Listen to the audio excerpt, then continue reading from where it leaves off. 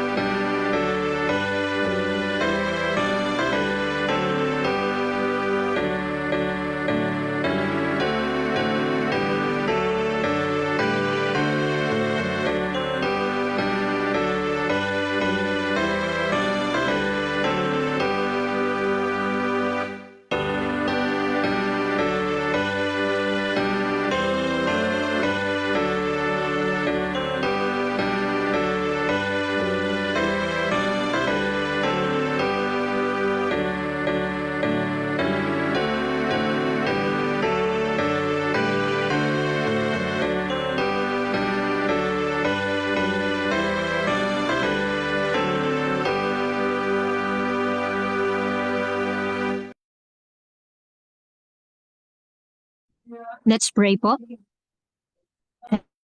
Hello po. Naririnig po ba ako? Opo. Okay, let's pray. Amang banal na sa mga langit, maraming salamat sa patuloy niyo pong pag-iingat sa amin sa buong araw at sa mga oras na ito. Habang po kami mag-aaral ng inyong mga salita, bigyan kami ng katalinuhan, lalong-lalo na ang tagapagsalita. Na kanya po itong maibahagi na naayon sa inyong kalooban at itago niyo po siya sa inyong pong likuran upang ang inyong pong kalooban ang makita at ito lamang sa inyong pong kalooban ang mga katotohanan na lalabas sa kanyang mga bibig. Salamat Panginoon sa pagdinig sa aming dalangin sa pangalan ng Jesus. Amen.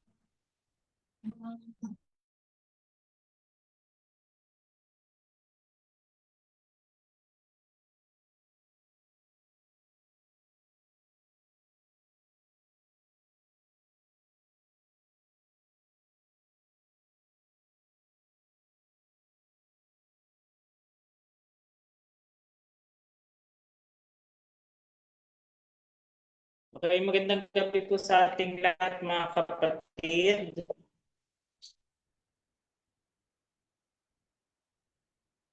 Narinig po ba ako? Opo. Okay, so ang devotional reading po natin na yung gabi sa God's Amazing Grace is entitled God's Kingdom in the Heart. Ano nga ba itong God's Kingdom in the Heart? So, para mas naintindihan po natin ito, we have our memory text for this evening. Paki-flash po. Paki-flash po, Sister Daniela.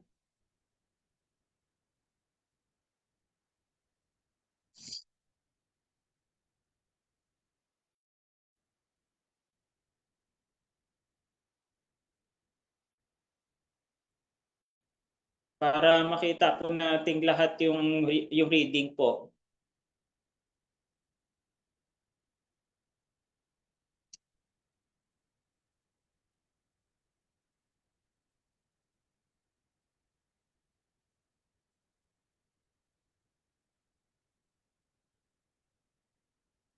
Paki-flash po yung yung reading po Sige, saglit lang po, Kuya.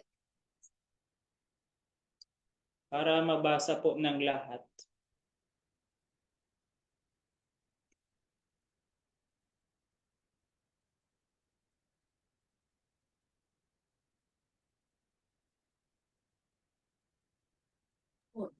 Salita ka. Okay. Ang memory text natin is found in Luke 17 verse 21, which says, "Behold, the kingdom of God is within you." The government under which Jesus lived was corrupt and oppressive. On every hand were crying abuses, extortion, intolerance, and grinding cruelty. Yet the Savior attempted no civil reforms. He attacked no national abuses nor condemned the national enemies. He did not interfere with authority or administration with those in power. He who was our example kept aloof from earthly governments, not because he was indifferent to the woes of men, but because the remedy did not lie in merely human and external measures. To be efficient, the cure must reach men individually and must regenerate the heart. So dito yung nung panahon pa pala ni Jesus, yung government nung panahon ni Jesus, syempre nung nagkatawang tao siya dito, gabing napakarumi at mapang-abuso, mapang-api. So bawat sulok may mga di ba, may mga pang-abuso yan, extortion, intolerance, and grinding cruelty. Pero yung ating Panginoon hindi naman siya nakialam sa mga bagay na ito, no? Sa halip hinayaan lang niya itong mga ganitong pang-abuso. Hindi dahil sa wala siyang pakialam sa mga hinaing ng mga tao, no? Pero yung remedy hindi kasi makikita sa hindi lang makikita sa solusyon sa tao, kundi at saka sa mga external measures, no? Kundi makikita yung mismong cure kapag pinaabutan natin yung tao ng pabalita niya. Kaya nauuso yung mga crusade, mga evangelistic, mga outreach natin para mabahagi na ng yung mga tao ng mga nangyayari sa ating paligid, at saka yung mismong nakagawa ng masama na maaring nasa kulungan ay mapabutan ng mensahe at makita niya na yung ginawa niya sa kapwa niya ay hindi maganda. So nandoon yung mga cure sa bagay na yon. Kaya nga sa church natin nagkakaroon tayo ng mga outreach, di ba? Para yung mga taong ito ay makita nila na may mali sa ginawa nila, at sa ganun ay mapagsisihan nila ang kanilang mga kasalanan habang may panahon pa. Some of the Pharisees had come to Jesus demanding when the kingdom of God should come. Nawala po ulit ang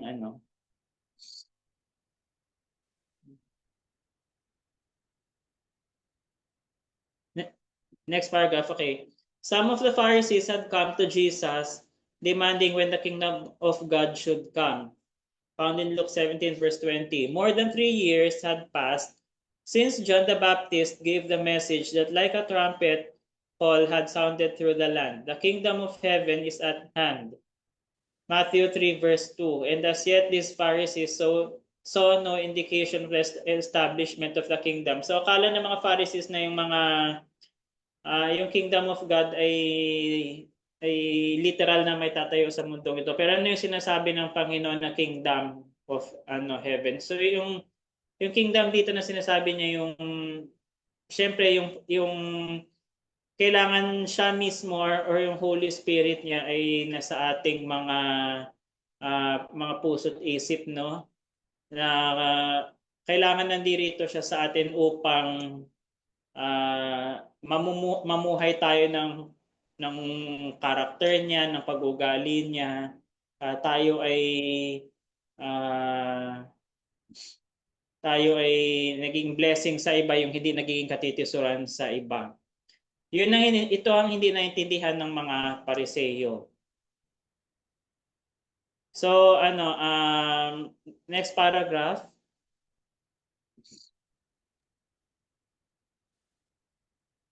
Jesus answered, "The kingdom of God cometh not with outward show, neither they say, Lo here, or lo there. For behold, the kingdom of God is within you. The kingdom of God begins at the heart. Look not here or there for manifestations of earthly power to mark its coming." So, yun nga, sabi nga hindi nga sa hindi siya literal na lalabas, no, kundi nasa loob nga siya ng ating mga puso, no, yung Panginoon or yung Holy Spirit na nag-aano sa atin. Yun yung sinasabing kingdom of God. At saka yung kingdom of God, yung sinasakabuhayan natin yung mga aral ng Panginoon sa atin, yung kapag nang mangyari sa atin na hindi tayo nagsasalita ng masama, hindi tayo gumagante kapag may mga nananakit sa atin. Sa halip, pinagpipray natin sila, pinagpapala natin sila, ginagawa natin sila ng mabuti, yung mga taong nakagawa ng hindi maganda sa atin. So yun pala ang kingdom of God. At saka isa rin sa kingdom of God, yung we are doing His will. So next paragraph.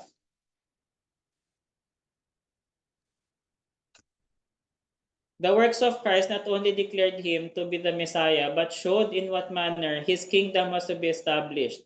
It comes through the gentleness of the inspiration of His word, through the inward working of His Spirit, the fellowship of the soul with Him who is its life.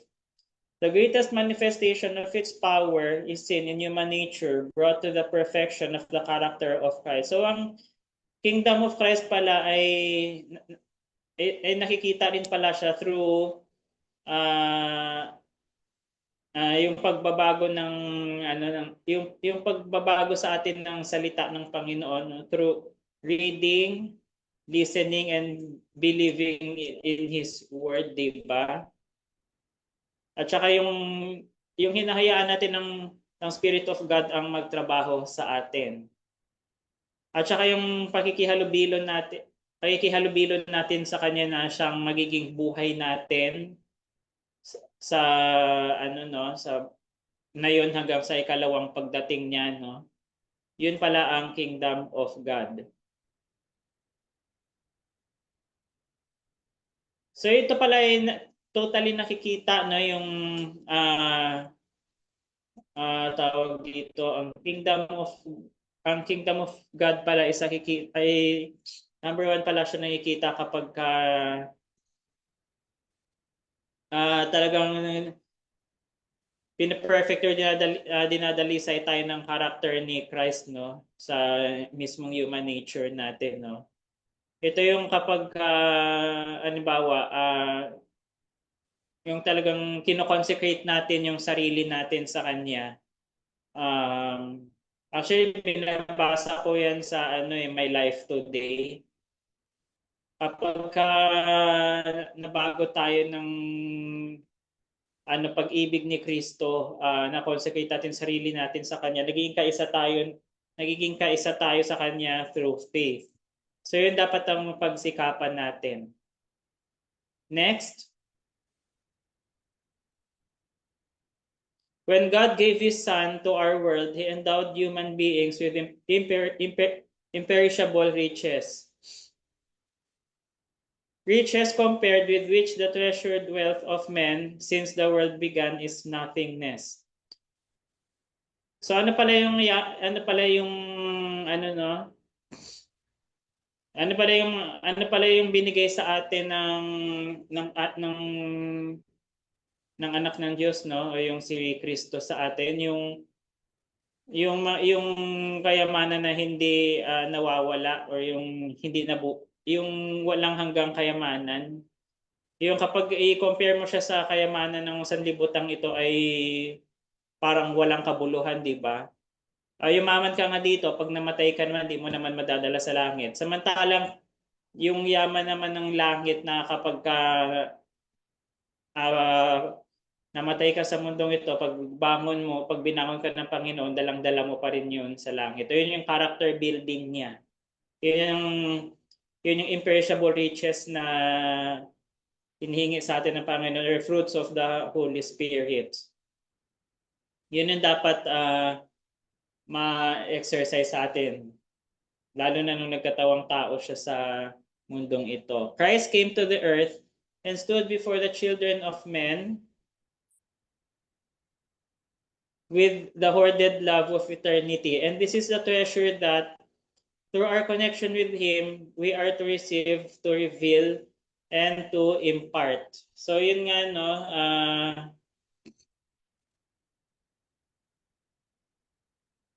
So na yun, i-share niya sa atin yung love of eternity, no? Na kapag nagkaroon tayo ng connection sa Kanya, ito yung matatanggap natin. May papakita sa lahat at may i-share natin, no? Or impart. Lalo na nandito tayo sa mundong ito, hindi para maging tahanan natin, hindi yung para magpakasaya tayo dito, no?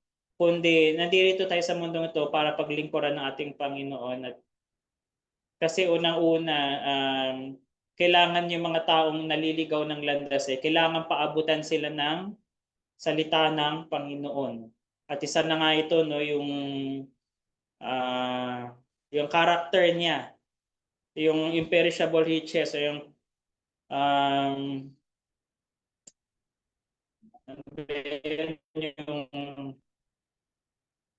fruits of the Spirit ay kailangan i-share sa lahat.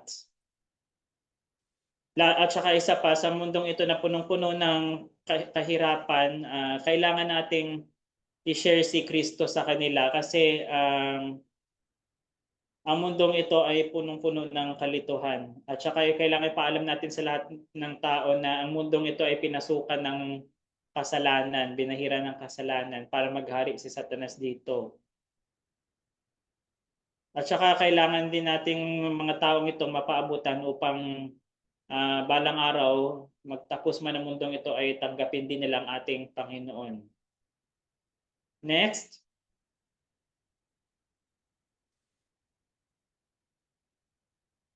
So, ayun, doon na nagtatapos yung ating devotional reading sa gabing ito. So, napakaganda nga po, no, ng reading natin. So, dito, natuto rin ako dito sa reading natin na to, no? Kasi ako, in my experience din,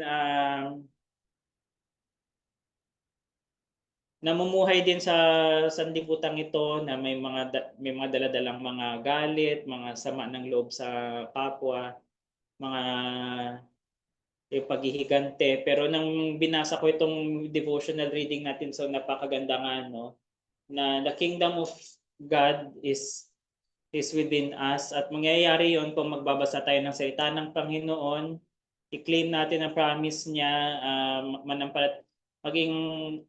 maging kaisa tayo sa Kanya through faith. At isa kapamuhayan natin yung character niya, no, para yung heaven and earth ay mapagkaisa natin, no, just like si Paul nung kinulong na siya, no, after niya mangaral sa Colossians, sa Philippians, sa Ephesians, Galatians, ay inuusig na siya ng Roma, di ba? Pero anong ginawa niya, di ba? Hinayaan pa rin niya ang kingdom of heaven ay nasa kanya.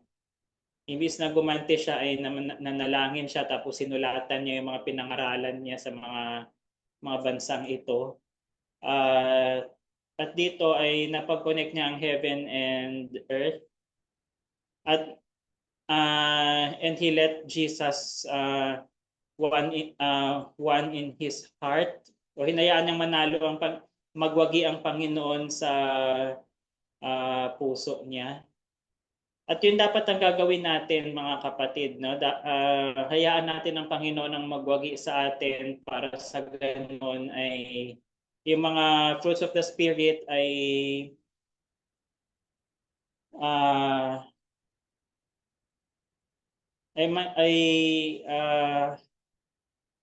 maghari sa atin, may share natin ito sa kapwa natin na unang-una spiritually ay nauuhaw at nangangailangan sila ng comfort ng ating Panginoon. At saka dito, hindi dapat tayo magiging katitisuran sa kanila. Sa halip tayo ay nagiging blessing, nagiging ilaw sa mundong ito na punong-puno ng kalituhan at kadiliman. Lalo na itong mundong ito ay hindi na pangkaraniwan at ramdam naman natin na patapos na ang kasaysayan ng daigdig nito. Lalo na pa iba-iba na ang galaw ng mundo.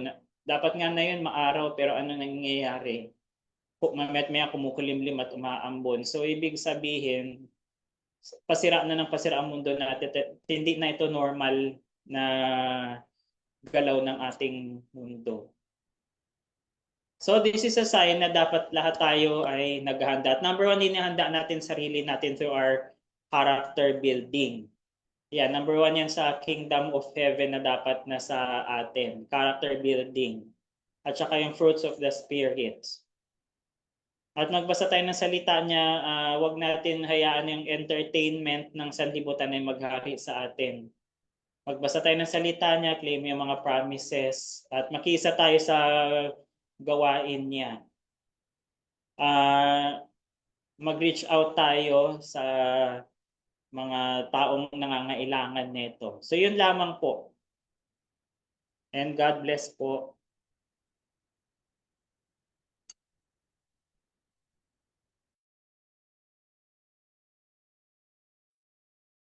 Maraming salamat, Brother Winfred, sa napakagandang mensahe na iyong binahagi sa amin ngayong gabi.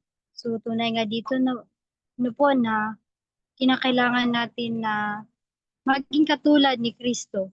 Kasi di ba namuhay siya dito sa sanlibutan, hindi para ipakita or hindi para i-declare or isabihin sa lahat na siya ay isang Misaya, kundi ipinakita niya sa mga tao kung anong character ang kailangan nating i-mold dito sa sanlibutan para makapasok tayo doon sa kaharian ng langit. At sabi pa dito na ang kaharian ng Panginoon ay nagsisimula sa ating mga puso. Kasi hanggat hindi natin pinapasok yung ating Panginoon sa ating puso, ay hindi tayo makakapasok din doon sa langit. At pag once kasi na nakapasok na yung Panginoon sa puso natin, sa buhay natin, ay siya na yung magagabay sa atin na gagawin natin yung mga bagay na ikakalugod niya, mga bagay na para sa mabubuti at hindi na natin isipin yung sarili natin at hindi na din natin iisipin yung mga bagay-bagay dito sa sanlibutan.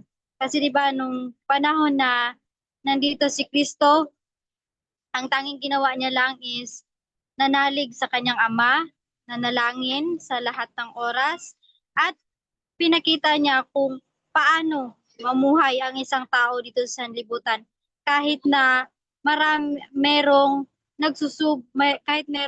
sumusubok sa atin, kahit merong mga tentasyon, kahit merong mga trials or kung ano mang pangyayari sa buhay natin, ay ipinakita niya sa atin na kakayanin natin kung hihingi lang tayo ng tulong sa ating Panginoon. So dito nawa sa ating pamumuhay, kinakailangan na kung anong problema sa buhay natin ay lumapit lamang tayo sa ating Panginoon kasi siya yung handang tumulong sa atin na walang pag-aalinlangan.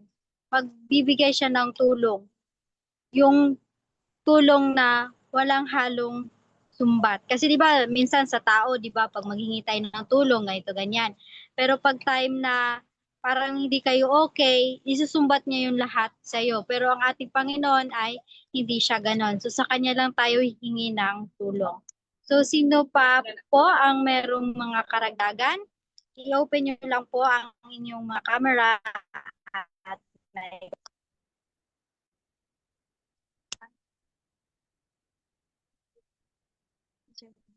Naririnig po ba ako? Yes, Sister Daniela.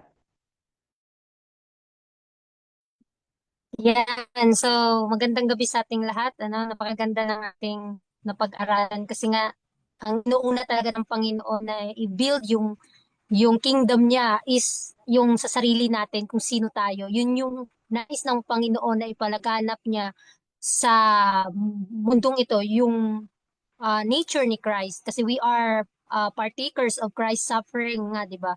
So kailangang ma-build yung spiritual kingdom ng Panginoon sa buhay natin. So magandang gabi po sa ating lahat.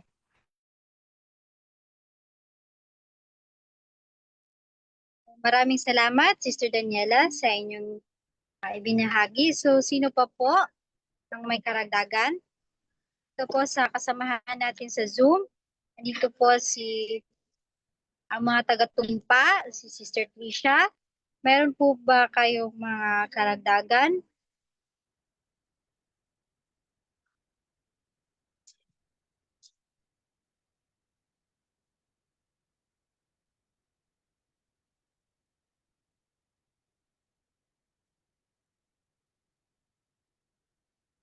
So kung wala na po, tayo na po ay dadako sa ating closing song at closing prayer naman po ng ating tagapagsalita.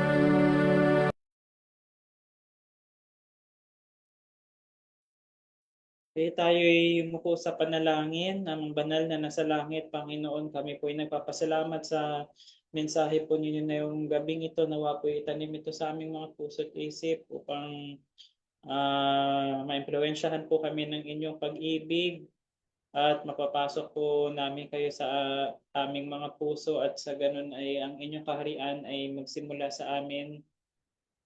At dito po ay mag-umpisa kami na gumawa ng kapayapaan sa aming kapwa. Pagpalain sila at tulungan sila sa kanilang mga spiritual needs. At sa ganoon ay mailapit po namin sila sa inyong paanan. At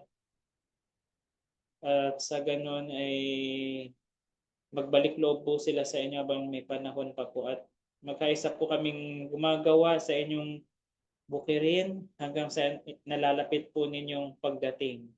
At sa gabi po ito na kami po ay magpapahinga na po, bigyan kami ng sapat na pahinga at ilayo sa lahat po ng uri ng kapahamakan. Sa ngalan po ng aming Panginoong Jesus. Amen.